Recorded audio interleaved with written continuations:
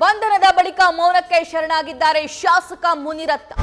2 ದಿನಗಳ ಕಾಲ ಮಾಜಿ ಸಚಿವ ಪೊಲೀಸ್ ಕಸ್ಟಡಿಗೆ ನೀಡಿ ನ್ಯಾಯಾಧೀಶರಿಂದ ಆದೇಶವನ್ನು ಹೊರಡಿಸಲಾಗಿದೆ. ನಿನ್ನೆಯೇ 3 ಗಂಟೆಗಳ ಕಾಲ ಮಾಜಿ ಸಚಿವ ಮುನಿರತ್ನ ವಿಚಾರಣೆಯಾಗಿದೆ. ಎಸಿಪಿ ಪ್ರಕಾಶ್ ವಿಚಾರಣೆ ವೇಳೆಯೂ ಮುನಿರತ್ನ ಮೌನಕ್ಕೆ ಶರಣಾಗಿದ್ರು. ನಾನೇನು ಮಾಡಿಲ್ಲ, ನನ್ನ ವಿರುದ್ಧ ಷಡ್ಯಂತ್ರ ಮಾಡ್ತಿದ್ದಾರೆ ಅಂತ ಅಷ್ಟೇ ಅವರ ಉತ್ತರ ಆಗಿತ್ತು. ಇವತ್ತು ಕೂಡ ಶಾಸಕ ಮುನಿರತ್ನ ಅವರ ವಿಚಾರಣೆ ಮುಂದುವರಿಯಲಿದೆ. ಈ ಬಗ್ಗೆ ಮತ್ತಷ್ಟು ಲೈವ್ ಡೀಟೇಲ್ಸ್ ನೀಡ್ತಾರೆ ನಮ್ಮ ಕರೆಸ್ಪಾಂಡೆಂಟ್ ಶಿವಕುಮಾರ್.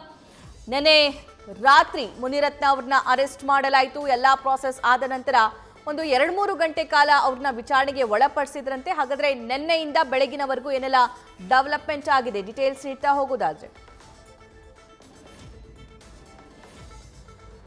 ನಿನ್ನೆ ಸಂಜೆ 5:30 ಸುಮಾರಿಗೆ ಆರನಗರ ಶಾಸಕ ಮುನಿರತ್ನ ಅವರನ್ನ ವಶಕ್ಕೆ ಪಡೆದು ಬೆಂಗಳೂರಿಗೆ ಕರೆತಂದು ಅರೆಸ್ಟ್ ಮಾಡುವಂತ ಕೆಲಸವನ್ನ ವೈಲಿ ಕಾವಲ್ ಪೊಲೀಸರು ಮಾಡಿದ್ರು.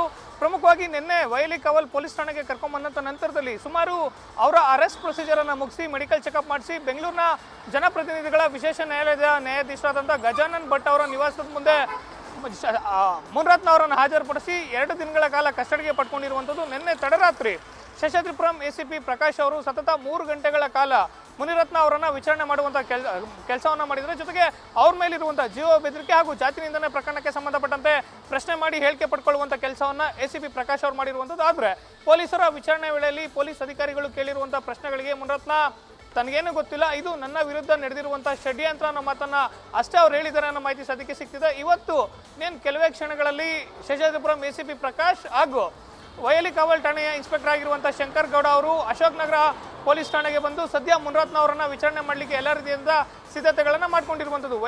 ವೈಲಿ ಕಾವಲ್ ಪೊಲೀಸ್ ಅಧಿಕಾರಿಗಳು ಮುನಿರತ್ನ ಅವರನ್ನ ಬಂಧಿಸಿದ್ರು ಕೂಡ ಭದ್ರತಾ ದೃಷ್ಟಿಯಿಂದ ಅವರನ್ನ ಬೆಂಗಳೂರಿನ ಅಶೋಕ್ ನಗರ ಪೊಲೀಸ್ ಠಾಣೆಯಲ್ಲಿ ಇಟ್ಟು ವಿಚಾರಣೆಯನ್ನು ಮಾಡ್ತಿರುವಂಥದ್ದು. 2 ದಿನಗಳ ಕಾಲ ಶಾಸಕ ಮುನಿರತ್ನ ಅಶೋಕ್ ನಗರ ಪೊಲೀಸ್ ಠಾಣೆಯಲ್ಲೇ ಪೊಲೀಸ್ ಕಸ್ಟಡಿಯಲ್ಲೇ ಇರ್ತಾರೆ. ಸಭಾ ಓಕೆ ಶಿವಕುಮಾರ್, ಹಾಗೆ ಸಂಪರ್ಕದಲ್ಲಿರಿ, ಮತ್ತಷ್ಟು ಮಾಹಿತಿಯನ್ನು ಪಡಿತೀರಿ.